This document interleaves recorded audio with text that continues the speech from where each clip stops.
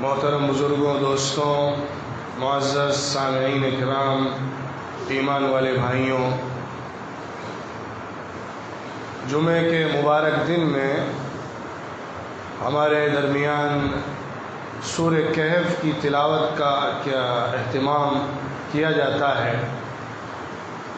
احادیث میں سورۃ الکہف کی فضیلت وارد ہوئی ہے۔ کہفن کے معنی غار کے ہوتے ہیں۔ اس سورت کے اندر غار والوں کا قصہ آیا ہے، اس لیے اس کا نام سورۃ الکہف رکھا گیا ہے۔ حضور صلی اللہ علیہ وسلم نے ارشاد فرمایا ہے کہ اس سورت کو 70,000 فرشتے لے کر اترے تھے۔ بڑی مبارک اور معزز سورت ہے۔ حدیث میں آیا ہے کہ اس سورت کے پڑھنے کے نتیجے میں آسمان و زمین کے درمیان نور پھیل جاتا ہے۔ اس کا یہ اثر ہے کہ نور کا ماحول پیدا ہو جاتا ہے، نور کا اثر ظاہر اور پیدا ہو جاتا ہے۔ اور حدیث میں بھی آیا ہے کہ سورہ کہف کے جو ابتدائی 10 آیات ہیں، جو ان کو حفظ کرتا ہے تو وہ دجال کے فتنے سے محفوظ رہتا ہے۔ عصم من الدجال وعصم من فتنة الدجال، جو اس سورت کے 10 شروع کی آیات کو یاد کرے گا، اس کا اہتمام کرے گا، تو وہ دجال کے فتنے سے محفوظ رہے گا۔ بعض حدیثوں میں اس سورت کے اخیر کی جو آیات ہیں ان کا تذکرہ آیا ہے، اور بعض حدیثوں میں پوری سورت کی فضیلت آئی ہے کہ اس کی وجہ سے انسان کو خیر ملتا ہے اور دجال سے حفاظت کا بھی ذکر ہے۔ بہرحال یہ سورت اپنی تلاوت کے اندر، اپنے موضوعات کے اندر اور اپنے قصوں کے اندر بڑی اثر انگیزی رکھتی ہے۔ اس سورت کے اندر جو قصے، جو موضوعات، جو تفصیلات آئی ہیں، ظاہر ہے اس کو تو مختصر وقت میں سب کو نہیں بیان کیا جا سکتا ہے۔ مختصراً میں اشارے سب کی طرف کر دوں اور ایک قصے کو لے کر میں کچھ وضاحتی گفتگو کروں گا۔ قصہ سب سے پہلے کہف کے لوگوں کا ہے جو غار والے ہیں۔ اس سے پہلے اللہ تعالیٰ نے قرآن کی حقانیت کو پیش کیا کہ قرآن پاک یہ کتاب برحق ہے، اللہ کی طرف سے اتاری ہوئی ہے، اس میں کوئی شک نہیں ہے۔ اللہ کی ذات قیوم ہے، قیم ہے، اللہ کی ذات سب کو تھامنے والی ہے۔ اس توحید اور قرآن کی شہادت کے بعد اللہ تعالیٰ نے ذکر فرمایا ہے حضور اکرم صلی اللہ علیہ وسلم کی دعوتی مشن کا، کس قدر تگ و دو کے ساتھ آپ لوگوں کو دعوت دے رہے ہیں، حق کی طرف بلا رہے ہیں، یہاں تک کہ آپ کو اپنی جان کی بھی پرواہ نہیں ہے، اپنی جان کی بھی بازی لگائے ہوئے ہیں۔ اللہ فرماتا ہے کہ آپ لوگوں کے کفر کے نتیجے میں اپنی جان کو ہلکا نہ کریے، یہ اللہ کے ہاتھ میں ہے، جس کو چاہے گا ہدایت دے گا۔ اس کے نتیجے میں آپ بہت زیادہ ٹینشن مت لے کر پریشان مت ہوئیے۔ اب قصہ شروع ہوتا ہے اصحاب کہف کا، ان کو الرقیم کہہ کے اس صورت میں ذکر کیا گیا ہے۔ یہ قصہ ان غار والوں کا ہے جو مسیحی مذہب کو، عیسائی مذہب کو ماننے والے تھے، حضرت عیسیٰ علیہ السلام کے سچے پیروکار تھے۔ وہ لوگ حضرت عیسیٰ علیہ السلام کے دین اور مذہب کے مطابق توحید پر قائم تھے، لیکن اس وقت کی جو حکومت تھی غالباً روم کی، وہ دقیانوس حکومت تھی۔ دقیانوس بادشاہ وہاں پر تھا، اور اس کی جو حکومت تھی وہ کافرانہ، ظالمانہ، اسلام دشمن اور مسیحیت کی دشمن، نصرانیت کی دشمن، عیسائیت کی دشمن حکومت تھی۔ یہ حکومت ان لوگوں پر بڑا ظلم کرتی تھی جو عیسائی مذہب کو ماننے والے تھے، اللہ کی توحید کا اقرار کرنے والے تھے، جس کے نتیجے میں کچھ لوگ اکٹھا ہوئے جو اللہ پر کامل یقین رکھتے تھے، توحید کے علم بردار تھے۔ انہوں نے سوچا کہ ہم کیا کریں، اب ہم کیا موقف اختیار کریں ان حالات میں، جبکہ گورنمنٹ بھی خلاف ہے، جبکہ پورا ملک ہمارے خلاف ہو چکا ہے، جبکہ ہمارا رہنا اس معاشرے کے اندر ممکن نہیں رہ رہا ہے ایمان کے ساتھ، اسلام کے ساتھ، توحید کے ساتھ۔ تو انہوں نے سوچا کہ ان لوگ اتنی غلط باتیں کرتے ہیں، اللہ کے خلاف جھوٹ باتیں گڑھ کر کہتے ہیں، یہ لوگ شرک کی دعوت دے رہے ہیں، یہ دلیل کیوں نہیں لاتے ہیں اللہ کے پاس سے، یہ دلیل کیوں نہیں لاتے ہیں صحیح جس کو لوگ سن کر مان سکیں؟ یہ غلط بات غلط دلیلوں کی بنیاد پر پیش کر رہے ہیں، ان کے پاس کوئی صحیح دلیل نہیں ہے، لہٰذا ہمیں اپنے دین کی حفاظت مطلوب ہے۔ اب ہم اپنے گھر بار کو چھوڑ کر ہجرت کرتے ہیں، اپنے ساتھ والوں کو، ایمان والوں کو، گھر والوں کو جو ایمان پر قائم ہے لے کر نکل جاتے ہیں شہر سے باہر، اور کسی طرف جاتے ہیں جہاں پہ جا کر ہم ان کے چنگل سے آزاد ہو سکیں اور آزادی کے ساتھ اپنے دین پر قائم رہ سکیں یا ایمان پر خاتمہ نصیب ہو جائے۔ اس فکر اور سوچ کے ساتھ اپنے ایمان کے تحفظ کی بنیاد پر وہ لوگ علاقے سے نکلے، اللہ نے ان کے لیے ہدایت فرمائی، اللہ نے ان کو الہامات عطا فرمائے، جس کے نتیجے میں وہ شہر سے باہر ایک غار جو موجود تھا وہاں پہ پہنچے۔ وہ غار اس طرح بنا ہوا تھا کہ اس کے درمیان میں جا کر قیام کیا جا سکتا تھا، کوہ کے اندر گھس کر اندر ایسی قیام گاہ تھی کہ اس میں جا کر انسان بیٹھ سکتا تھا، لیٹ سکتا تھا، اور وہ کوہ دونوں طرف سے کھلی ہوئی تھی، ایک طرف سے بھی اس کا سرا کھلتا تھا اور پہاڑ کے دوسری طرف سے بھی اس کا سرا کھلتا تھا۔ ان لوگوں نے جا کر وہاں پہ قیام کیا، اللہ نے ان کو ایسی نیند عطا فرمائی جس کے نتیجے میں وہ 309 سال تک سوتے رہے۔ وہ لوگ اپنی جگہوں پر کروٹیں بھی لے رہے تھے، اگر وہ ایک حالت میں مردے جیسی حالت میں رہتے تب تو زمین ان کو کھا جاتی، لیکن اللہ چاہتا تو نہ کھاتی، لیکن قرآن میں اللہ نے چونکہ بیان کیا ہے کہ اللہ ان کے جسموں کو پلٹ رہا تھا، جیسا کہ ایک زندہ سونے کے اندر کروٹ چینج کرتا رہتا ہے، کبھی دائیں طرف کبھی بائیں طرف کبھی سیدھا لیٹتا ہے، اس طرح وہ لوگ اس غار کے اندر لیٹتے تھے، اور سورج ان کے اوپر ڈائریکٹ نہیں پڑ رہا تھا، بلکہ سورج کیونکہ اس کا شیپ اس طرح تھا کہ مشرق اور مغرب میں نہیں تھا، بلکہ اس کا شیپ شمال اور جنوب میں تھا، اور جس کے نتیجے میں سورج جب گزرتا تھا تو وہ ان کے اوپر پڑے بغیر سائڈ سے گزر جاتا تھا۔ اللہ فرماتا ہے ذات الیمین و ذات الشمال نقرضهم ذات الیمین و ذات الشمال، شمال کی طرف اور یمین کی طرف، دائیں طرف، دائیں اور بائیں، یعنی اس کو آپ اس طرح کہیے کہ جیسے ہماری جگہ اگر آپ رکھ کر سوچیں تو مشرق اور مغرب سورج کے نکلنے اور غروب ہونے کی جگہیں، تو ان کا غار کا شیپ اس طرح تھا کہ جیسے نارتھ اور ایسٹ ہو،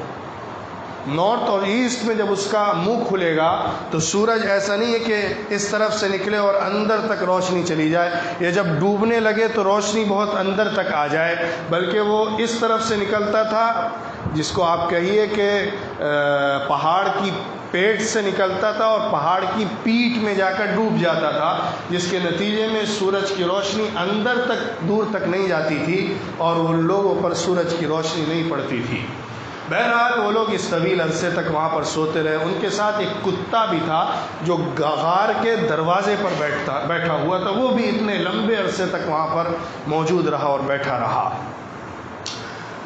اور اللہ فرماتا ہے یہ ایسی جگہ تھی کہ بالکل وحشت کے اندر کسی کی ہمت نہیں ہوتی تھی کہ وہاں پہ جا کر ان کو دیکھ سکے، اور اگر کوئی ان کو دیکھ لیتا تو ہیبت کے مارے برداشت نہیں کر پاتا۔ ایسی جگہ اللہ نے انتظام کر کے ان کے لیے چنی تھی اور ایسی حالت میں ان کو رکھا تھا کہ کوئی ہمت بھی نہ کر سکے کہ ان کے ساتھ چھیڑ چھاڑ ہو۔ بہرحال اس طویل عرصے تک وہ لوگ وہاں رہے، 309 سال وہاں پر گزارنے کے بعد اللہ نے ان کو اٹھایا، کیونکہ ملک کے حالات بدل گئے تھے، سلطنت چینج ہو گئی تھی، بادشاہت بدل چکی تھی، وہ ظالم بادشاہ جا چکا تھا، ایک ایسی حکومت قائم ہو گئی تھی جو عیسائی مذہب کو تسلیم کرتی تھی۔ یہ لوگ اٹھے، اٹھنے کے بعد ان کو ایسا احساس ہوا کہ ہم صبح سے شام تک یا 1-1.5 دن سوئے ہیں، جیسا کہ ایک عام آدمی جب رات میں سوتا ہے اور صبح فجر کے بعد اٹھتا ہے تو اس کو یہ احساس ہوتا ہے کہ میں 6-7 گھنٹے 8 گھنٹے سویا ہوں، اسی طرح کا احساس ان کو تھا کہ ہم کچھ وقت کے لیے سوئے ہیں۔ اٹھنے کے بعد انہوں نے پھر بازار کی طرف رخ کیا، بھوک لگ رہی تھی، کچھ کھانا تھا، تو جو ان کے پاس نقدی تھی، جو ان کے پاس پیسے اور روپیے تھے، جو ان کے پاس درہم اور دنانیر تھے، اس کو لے کر ایک آدمی کو بھیجا، چھپتے ہوئے جانا، اپنی شناخت نہ ہونے دینا، پتہ نہ چلے کسی کو کہ ہم کون لوگ ہیں کہ ہم کو پکڑ لیا جائے، کیونکہ ہم ملک کے اندر بھاگے تھے اور ہمارے اوپر حملہ ہونے والا تھا۔ وہ سوچ رہے تھے صبح سے شام ہوئی ہے یا شام سے صبح ہوئی ہے، بچتے بچاتے جانا ہے اور کھانے کا انتظام کرنا ہے۔ جب وہ شخص نقدی لے کر جاتا ہے بازار میں تو لوگ اس کو دیکھ کر حیران ہو جاتے ہیں، کیونکہ وہ جو نقدی لے کر آیا ہوتا ہے وہ 300 سال پرانی ہوتی ہے، وہ آؤٹ آف ڈیٹ ہو چکی ہوتی ہے اور نئی کرنسی آ چکی ہوتی ہے، تو لوگ حیران ہوتے ہیں۔ وہ بمشکل کھانا لے کر چھپتے ہوئے آتا ہے، اور پھر اس کے بعد کے قصے کے بارے میں قرآن چپ ہو گیا ہے۔ پھر کیا ہوا، ان لوگ کیسے پھر واپس آئے یا ان کا وہیں انتقال ہوا، اس کی تفصیلات نہیں ہیں۔ تاریخ کی کتابوں میں یا بنو اسرائیل کی کتابوں میں اس کی کچھ تفصیلات ذکر کی گئی ہیں کہ لوگ پھر وہ وہاں رہے، ان کو قبولیت ملی، اور جب ان کا انتقال ہوا تو اسی جگہ پر ان کی قبریں بنائی گئیں، اور ان قبروں کی جگہ پر ایک مسجد بھی تعمیر کی گئی، اور اس مسجد میں لوگ اہتمام کے ساتھ آتے تھے کہ اس جگہ کو بڑی تبرک حاصل ہے۔ بہرحال یہ قصہ ایک ہے جس کے اندر دعوت، اپنے دین کے تحفظ، ایمان کے لیے جان، مال، وطن، زمین سب کی قربانی دینے کی ہے، توحید پر مرتے دم تک قائم رہنے کی ہے، اور ایک دوسرا پیغام جس کو اللہ نے خاص طور پہ اس کے بعد ذکر بھی کیا ہے مقصد کے طور پر، کہ مرنے کے بعد دوبارہ اٹھائے جانے کا یقین پیدا ہو جائے۔ جو اللہ دنیا کے اندر رہتے ہوئے اور دنیا کے سارے اسباب کی موجودگی میں اتنے لمبے عرصے تک ایک انسان کو زمین پر سلا سکتا ہے، پھر دوبارہ اٹھا سکتا ہے، وہ زمین کے اندر مٹی میں مل جانے کے بعد دوبارہ اٹھانے پر کیسے قادر نہیں ہو سکتا؟ جب یہ باڈی، جب کہ اس کے اندر جان موجود ہے اور 300 سال تک اس سے زیادہ یہ سوتی رہتی ہے، زمین اس کو کھاتی نہیں ہے، اور اس کے علاوہ کوئی ایسی بات پیش نہیں آتی ہے کہ وہ مر جائیں 300 سال تک، پھر وہ اٹھ جاتے ہیں، پھر اس کے بعد ان کو موت آتی ہے، تو اللہ قادر ہے کہ مرنے کے بعد زمین سے دوبارہ انسان کو اٹھائے۔ یہ بھی اس کی ایک حکمت ہے۔ ایک دوسرا قصہ جنتین والوں کا ذکر کیا گیا ہے، 2 باغ والوں کا قصہ۔ اس قصے پر میں ذرا تفصیل سے بات کرنا چاہتا تھا، اگر موقع ہوا تو گفتگو کریں گے۔ آگے والے قصوں کی طرف اشارہ کر دوں تاکہ اس قصے کو تھوڑی وضاحت سے ذکر کروں۔ آگے پھر قصہ اللہ نے آدم اور ابلیس کا ذکر کیا ہے۔ آدم علیہ السلام اور ابلیس، آدم کو پیدا کرنے کے بعد ابلیس کا جو کردار تھا حضرت آدم علیہ السلام کے مقابلے میں، اس کا تذکرہ ہے۔ پھر اس کے بعد ایک قصہ آیا ہے حضرت موسیٰ علیہ السلام کا اور ایک شخص کا، جو شخص خضر کہلاتے ہیں۔ حضرت موسیٰ علیہ السلام کو اللہ کی طرف سے نبوت ملی تھی، حکمت ملی تھی، فراست ملا تھا، علم ملا تھا، اللہ کی طرف سے ان کو خاص مقام دیا گیا تھا، پوری قوم کا نمائندہ تھے وہ، اور پوری قوم کی اصلاح کے لیے برپا کیے گئے تھے، پورے بنو اسرائیل کے عظیم تر نبی تھے۔ ان کو یہ احساس ہوا کہ دنیا میں اس وقت اللہ کے علم کے دینے کے نتیجے میں مجھ سے بڑا کوئی عالم نہیں ہے۔ ان کو اس بات کا احساس ہوا کہ میرے پاس اس وقت سب سے زیادہ علم ہے، تو اللہ نے ان کی سرزنش فرمائی، ان کی تنبیہ فرمائی، اور ان کو فرمایا کہ ایک بندہ ہے جو تم سے بھی زیادہ علم رکھتا ہے، جاؤ اس کے پاس پہنچ جاؤ، کیونکہ کہا گیا ہے کہ بڑوں کی نیکیاں بھی چھوٹوں کی کوتاہیاں ہوتی ہیں۔ بڑوں سے اگر چھوٹی موٹی بات بھی ہو جائے تو وہ بڑی بن جاتی ہے۔ ان کا یہ سوچ لینا کہ میں سب سے زیادہ علم رکھتا ہوں، اللہ کو ناگوار ہوا، اور اللہ رب العزت نے تنبیہ فرمائی۔ وہ آئے، ان کا ایک قصہ ہے، سمندر میں اپنے ایک ساتھی کو غالباً اپنے بھتیجے کو لے کر وہ گئے، حضرت یوشع بن نون علیہ السلام جو بعد میں نبی بھی بنے، ان کا تذکرہ روایات میں تفسیر کیا آتا ہے۔ ان کو لے کر گئے سمندر کے پاس، سمندر سے گزرنا تھا،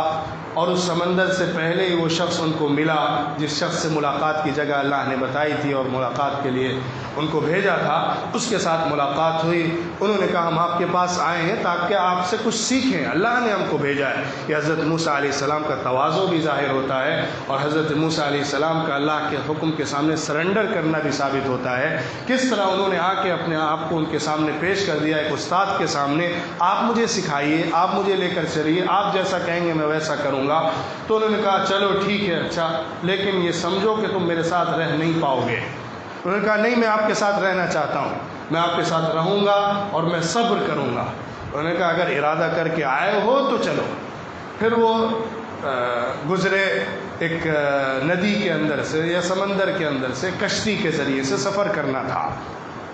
جب اس کشتی میں سفر کرنے لگے، کیونکہ وہاں پہ لوگ ان کو کشتی میں بٹھا نہیں رہے تھے، ان کو ایک کشتی بمشکل ملی، اس نے بٹھایا ان کو۔ جب اس میں بیٹھے اور چلنے لگے تو انہوں نے اس کشتی کا کوئی کنارہ، کوئی حصہ توڑ دیا۔ حضرت خضر نے کوئی حصہ اس کا توڑ کے پھینک دیا تو حضرت موسیٰ علیہ السلام چونک گئے، کہنے لگے آپ یہ کیا کر رہے ہیں؟ کوئی ہمیں بٹھا نہیں رہا تھا، کوئی ہمارا ساتھ نہیں دے رہا تھا، ایک شخص نے ہم کو بٹھایا کشتی میں، آپ اس کی کشتی توڑ رہے ہیں، یہ کون سا ظلم کر رہے ہیں؟ انہوں نے کہا میں نے کہا تھا نا تم صبر نہیں کر پاؤ گے میرے ساتھ، تم برداشت نہیں کر پاؤ گے جو میں کر رہا ہوں ان چیزوں کو۔ انہوں نے کہا نہیں اچھا میں نہیں سوال کروں گا، اب آگے کچھ نہیں پوچھوں گا، آپ جیسا کر رہے ہیں میں چلتا رہوں گا۔ چلے، جب کشتی پہنچی کنارے پر اترے، وہاں گئے، وہاں جانے کے بعد انہیں ایک بچہ ملا، ایک بچہ تھا، اس کو جب حضرت خضر نے دیکھا تو پکڑ کر قتل کر دیا۔ حضرت موسیٰ علیہ السلام حیران ہو گیا، آپ یہ کیا ظلم کر رہے ہیں؟ ایک معصوم بچہ، اس کو آپ نے مار ڈالا، یہ کون سی زیادتی آپ کر رہے ہیں؟ تو انہوں نے کہا دیکھو میں نے کہا تھا تم میرے ساتھ نہیں رہ پاؤ گے، پھر تم نے سوال کیا۔ حضرت موسیٰ نے کہا یہ آخری بار ہے، اس کے بعد اگر سوال کرتا ہوں تو آپ مجھے چھوڑ دیجئے گا۔ بہرحال اس بستی میں پہنچے، بستی والوں سے مانگا کہ بھئی کچھ کھانے پینے کو دو، ہم یہاں پہ مہمان آئے ہیں۔ کوئی بستی والے تیار نہیں ہوئے کہ ان کی مدد کی جائے، ان کا تعاون کیا جائے، کچھ کھانے پینے کو نہیں دیا۔ بڑی پریشانی کے عالم میں اس بستی میں تھے کہ انہوں نے دیکھا حضرت خضر نے کہ ایک دیوار ہے جو ٹوٹنے والی ہے، بالکل جھک گئی ہے۔ انہوں نے جلدی سے اپنا سامان لیا اور وہاں پہ جلدی سے وہ سامان لے کر آئے اور اس دیوار کو بنانے لگے، اس دیوار کو مضبوط کر کے کھڑی کرنے لگے۔ تو حضرت موسیٰ علیہ السلام نے کہا کیا معاملہ ہے آپ کا بھائی، سمجھ میں نہیں آ رہا ہے، یہ لوگ ہمیں کھلانے پہ تیار نہیں ہیں، ایک پانی کا گھونٹ نہیں پلا رہے ہیں، ایک دانہ نہیں دے رہے ہیں، آپ ان کے جا کے گھر بنانے کے لیے کھڑے ہو گئے۔ تو اس وقت حضرت خضر نے کہا اب یہ آخری بات ہو گئی، اب اس کے آگے تم میرے ساتھ نہیں رہ سکتے۔ تو حضرت موسیٰ نے کہا ہاں ٹھیک ہے، اب اس کے آگے میں برداشت بھی نہیں کر پاؤں گا، میں اسی پر معاملہ ختم کرتا ہوں، لیکن مجھے بتائیے کہ یہ کیا ماجرا تھا، یہ قصہ کیا تھا جو آپ نے یہ سب کیا راستے بھر؟ تو حضرت خضر نے کہا ہاں میں تمہیں بتاتا ہوں۔ جو کشتی تھی وہ ایک نیک آدمی کی تھی، اور جو علاقے میں رہنے والا بادشاہ تھا جہاں پر کشتی جا رہی تھی ہم کو لے کر، وہ بڑا ظالم، بڑا درندہ اور بڑا غاصب قسم کا تھا۔ وہ جب بھی کوئی اچھی چیز دیکھتا تھا، اچھی کشتی ہو یا کسی کا مال ہو، وہ ہڑپ لیتا تھا، اس کو چرا لیتا تھا، اس سے چھین لیتا تھا۔ اس لیے میں نے اس کے اندر تھوڑا سا توڑ پھوڑ کر دی تاکہ وہ اس کو بیکار سمجھ کر نہیں لے گا، اور جس کے نتیجے میں اس کی کشتی اس کے پاس محفوظ رہے گی۔ یہ اللہ کی طرف سے ان کو علم دیا گیا تھا جس کی بنیاد پر انہوں نے عمل کیا۔ بچے کو قتل کرنے کا قصہ اور ماجرا کیا تھا؟ انہوں نے فرمایا یہ بچہ ایک نیک ماں باپ کا تھا، لیکن یہ بچہ بڑے ہو کر کافر اور ظالم بننے والا تھا، اور جس کے نتیجے میں ان کے والدین کا ایمان خطرے میں پڑنے والا تھا۔ اللہ کی طرف سے علم ملا تھا اور مجھے حکم ہوا میں اس کو قتل کر دوں، اللہ اس کے بدلے میں ان کو بہتر دوسرا بچہ عطا فرمائے گا، جس کی وجہ سے یہ عمل کیا گیا۔ اچھا وہ دیوار کیوں بنائی تھی؟ وہ دیوار اصل میں وہ بستی والے تو برے تھے، لیکن اس کے والدین جو تھے وہ اچھے لوگ تھے، انتقال ہو گیا تھا، یہ یتیم کا گھر تھا، اور یتیم کا مال ان دیواروں کے نیچے چھپا ہوا تھا۔ اگر وہ ابھی کھل جاتا تو لوگ اس کو ہڑپ لیتے اور وہ بعد میں لاچار اور تلاش اور فقیر ہو جاتے۔ اس لیے مجھے حکم ملا تھا کہ میں اس دیوار کو صحیح کر کے بنا دوں تاکہ بعد میں وہ بچے اس مال کو حاصل کر سکیں۔ حضرت موسیٰ علیہ السلام نے مصافحہ کیا، واپس آ گئے اس احساس کے ساتھ کہ علم کے اندر کوئی آخری نہیں ہے، ہر علم والے کے اوپر ایک علم والا ہے، اور سارے علم والوں کے اوپر اللہ علیم ہے۔ اس قصے کے بعد ذوالقرنین کا قصہ آیا ہے۔ ذوالقرنین جو ایک بادشاہ تھے، ان کی تفصیل، ان کی تاریخ میں ابھی بیان نہیں کر سکتا۔ جو قرآن میں جتنا حصہ ذکر کیا گیا اس کو مختصراً رکھ دیتا ہوں۔ ایک بڑا بادشاہ تھا، نیک بادشاہ تھا، دنیا کے بڑے حصے پر مشرق سے مغرب تک اس کی بادشاہت اور شہنشاہ، اس کی بادشاہت قائم ہو گئی تھی۔ اللہ کی طرف سے اس کو حکم مل رہا تھا الہام کے ذریعے سے۔ اس کے نبی ہونے کا تذکرہ نہیں ہے اور اس کا کوئی دلیل اور پروف نہیں ہے کہ وہ نبی تھا۔ بظاہر وہ ایک اچھا نیک بادشاہ تھا۔ وہ ایک علاقے میں جاتا ہے جہاں کے لوگ ظلم کر رہے ہوتے ہیں، وہ ان کو تنبیہ کرتا ہے، وہاں پہ اپنی گورنمنٹ اور حکومت قائم کرتا ہے، لوگوں کو ظلم سے روکتا ہے۔ وہ مغرب جہاں پہ ہے، جہاں سے سورج غروب ہوتا ہے وہاں پہ جاتا ہے، اور سورج جہاں سے طلوع ہوتا ہے اس علاقے تک پہنچتا ہے، اس کی بادشاہت قائم ہو جاتی ہے، پوری جگہ پوری طاقت کے ساتھ اپنی حکومت قائم کرتا ہے۔ اور وہ دو سدین کے درمیان بھی جاتا ہے، دو جو پہاڑ کی ایک آڑ بنتی ہے، ایک وادی جو ہوتی ہے دو پہاڑ کے بیچ میں، وہاں پہنچتا ہے جہاں پہ سورج بالکل آخری غروب ہوتا ہے۔ اس کے بعد پھر ایسا لگتا ہے کہ سامنے کیچڑ کے اندر سورج غروب ہو رہا ہے، یعنی اس کے آگے بستی نظر نہیں آتی اور اس کے آگے بستی نہیں دکھتی ہے، وہ مغرب کا آخری حصہ ہو سکتا ہے۔ وہاں پہ جانے کے بعد لوگ اس سے کہتے ہیں کہ آپ ہمارے درمیان آئے ہیں، آپ بڑی طاقت والے ہیں، ہم آپ سے ایک درخواست کرنا چاہتے ہیں۔ ہمارے قریب میں جو بستی رہتی ہے، ہمارے قریب میں جو قوم آباد ہے، وہ قوم بڑا ظلم و زیادتی ہمارے اوپر کرتی ہے۔ اس قوم نے بہت تباہی مچا رکھی ہے، ہم لوگوں کے ساتھ بڑا ظلم کیا ہوا ہے،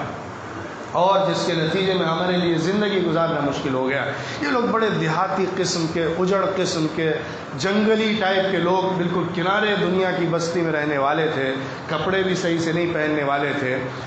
انہوں نے بتایا کہ بڑا ظلم یہ لوگ ہمارے اوپر کر رہے ہیں، ہم آپ جو مانگیں گے عوض ہم دینے کو تیار ہیں، آپ ہمارے اور ان کے درمیان ایک بڑی دیوار کھڑی کر دیجئے، اس کے نتیجے میں ہم ان کے حملوں سے بچ جائیں۔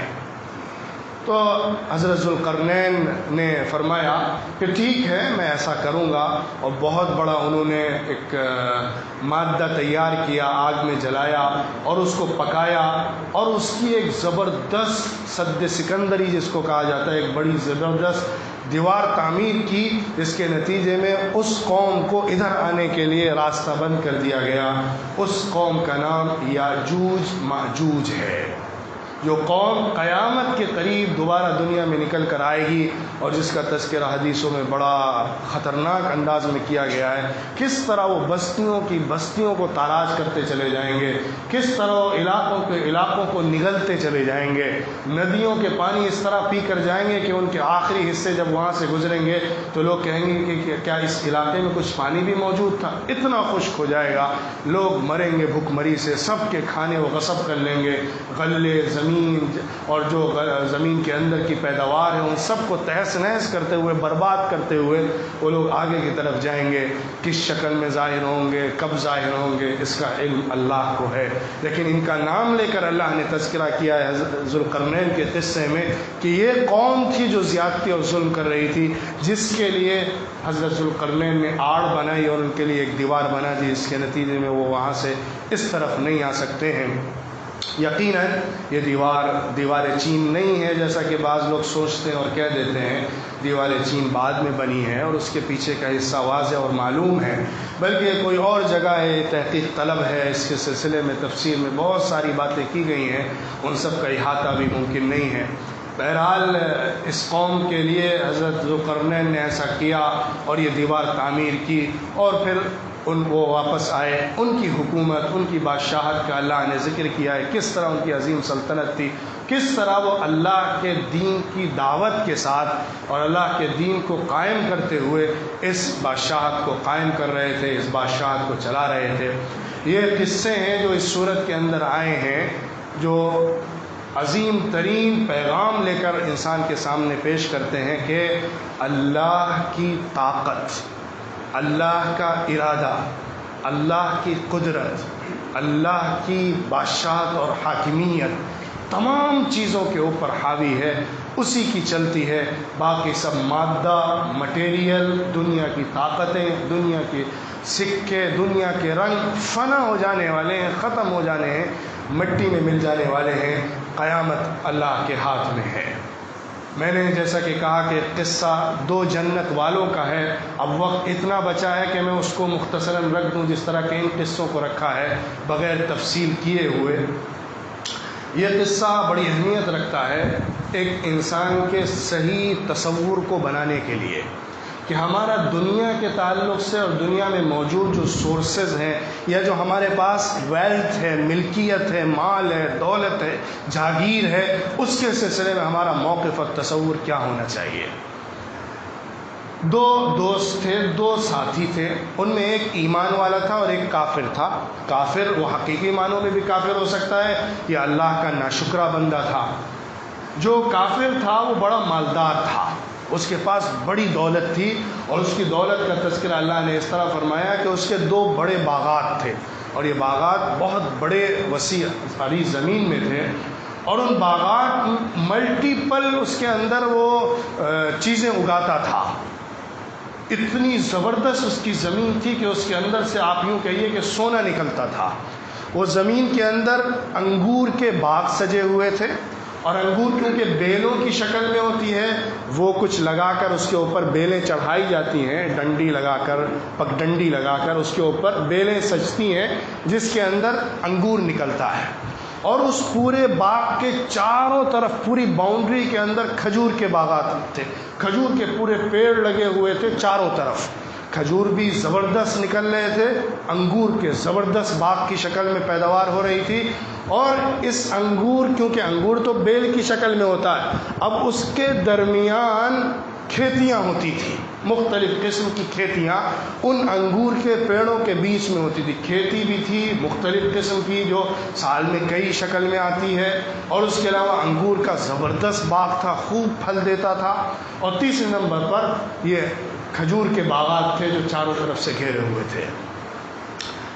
اور اس پر مستزاد یہ کر، اس پر اس کو ایڈوانٹیج جو ملا ہوا تھا کہ اللہ نے ان دونوں باغوں کے درمیان سے ایک ندی چلائی ہوئی تھی، ان دونوں باغوں کے بیچ میں ایک ندی بہہ رہی تھی، کبھی اس کو پانی کی مشکل اور دشواری ہوتی نہیں تھی، ہر باغ کو مناسب وقت پہ بھرپور پانی ملتا تھا، اور وہ باغ خوب پھل دے رہے تھے۔ یہاں تک کہ جب وہ اپنے ساتھی کے ساتھ آیا، اس نے باغ کو دیکھا تو اس کی زبان سے نکلا انا اعز منک مالا واعز نفرا، میں تم سے بڑا مالدار ہوں اور میرے پاس طاقت اور جماعت بھی تم سے بڑی ہے۔ اس کو اپنے مال کا گھمنڈ ہو گیا، اور اس نے کہا لن تبید هذه ابدا، یہ مال کبھی برباد نہیں ہوگا، یہ میرا مال ایسا ہے کہ اس میں کبھی مندی نہیں آئے گی۔ میری جو ویلتھ ہے، میرا جو بزنس ہے، میرے پاس جو سامان ہے، دنیا کے اندر جتنی مندی آ جائے، دنیا کے اندر جتنی سلو ڈاؤن آ جائے، لیکن میرا مال برباد اور ہلاک نہیں ہو سکتا، اتنا بہترین مال ہے میرے پاس۔ پھر اس نے کہا اگر یہ سب برباد ہو گیا، میں مر بھی گیا، سب ہو گیا، تو بھی مجھے اللہ مرنے کے بعد اس سے اچھا دے گا۔ کیوں؟ وہ سوچتا تھا اگر دنیا میں مجھے اتنا دے رہا ہے رب، تو اگر مرنے کے بعد کی زندگی بھی ہے تو وہاں پہ بھی اچھا دے گا وہ، کیونکہ اس نے دنیا میں اتنا اچھا دیا ہے۔ یہ تصور اس کا جب تھا تو اس کے دوسرے دوست نے، ساتھی نے کہا جو ایمان والا تھا کہ تو دھوکے میں ہے، تو دھوکے میں ہے، اللہ قادر ہے اس پر، جب چاہے اس کو برباد کر دے، تجھے اللہ دے رہا ہے۔ ایک جملہ اس نے کہا جو بڑا معنی خیز ہے، وَلَوْلَا إِذْ دَخَلْتَ جَنَّتَكَ قُلْتَ مَا شَاءَ اللَّهُ لَا قُوَّةَ إِلَّا بِاللَّهِ، کیوں ایسا نہیں ہوا کہ جب تو اپنے باغات میں گیا تو یوں کہتا ما شاء اللہ لا قوت الا باللہ۔ یہ دو جملے ہیں جو ہم اپنی زبان سے ہر وقت عام بات چیت میں استعمال کرتے ہیں، لیکن ان دو جملوں کے اندر بڑی طاقت ہے، ان دو جملے کے اندر اصل عقیدہ چھپا ہوا ہے، اصل تصور چھپا ہوا ہے۔ جو کچھ ہے اللہ کی چاہت سے ہے، ساری طاقت صرف اللہ کی ہے، جو ملا ہے وہ اللہ کا ہے، جب چاہے لے سکتا ہے۔ میں تو صرف اللہ کے احسان کا حقدار بن سکا ہوں، اللہ کے فضل کے نتیجے میں۔ یہ تصور اس نے دیا کہ تمہیں ایسا ہونا چاہیے تھا کہ تم یہ موقف اختیار کرتے اپنی مال و دولت پر، اپنی عزت پر، اپنی قوت پر، اپنی وجاہت پر، اپنی زمین و جائیداد پر۔ تمہارا تصور یہ ہونا چاہیے تھا مجھے تو اللہ نے دیا ہے، جیسا چاہا اللہ نے دے دیا۔ قوت، طاقت، عزت اللہ کے پاس ہے، وہ جسے چاہے دے دے اور جس سے چاہے لے لے۔ اس تصور کے ساتھ اگر تم جاتے